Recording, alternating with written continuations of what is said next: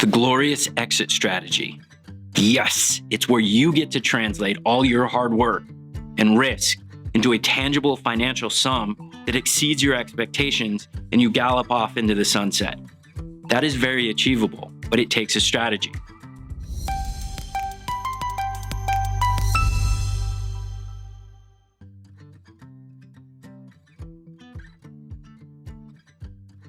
Here's 5 elements of strategy on exiting that we coach all the time that you're not going to see right out of the gate.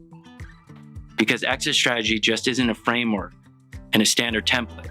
It's a very ever-growing idea that needs to be in the front of your head at all times. Number 1, build it to sell. Simple as that. Always be building your company to sell it so that you have the ability to react when an opportunity arises, and so that that's not an afterthought when you actually get to the point that you want to exit. Build it to sell it at all times. That's the end goal. It's not profitability or market share. So make that one of your key theses of thought when you're making decisions and running your company. Number 2, your company value is going to be defined by your financials and your books, which will equal your firm value. Know those things. Own that topic. Do not slink away from it. It is not the role of the CFO.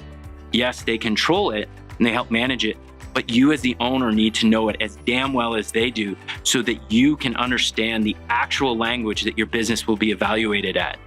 Numbers. And don't get frustrated when it always goes to the numbers.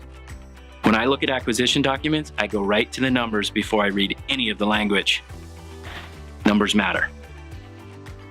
Number 3, getting into the weeds a little bit, but it's one of those nuances I really want you to understand.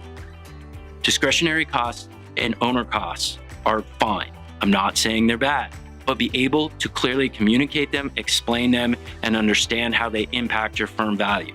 Because if you don't do that, then you're just taking short-faced value that's right here as potentially a write-off and not thinking about the long-term value, or you're giving somebody that's looking at your company the opportunity to start to see that maybe you don't have as much confidence in these numbers as you thought you did because you can't explain these things, because owner expenses are a sticky, tacky topic that always is just not that fun to discuss. So have it clearly communicated so it doesn't get to that point.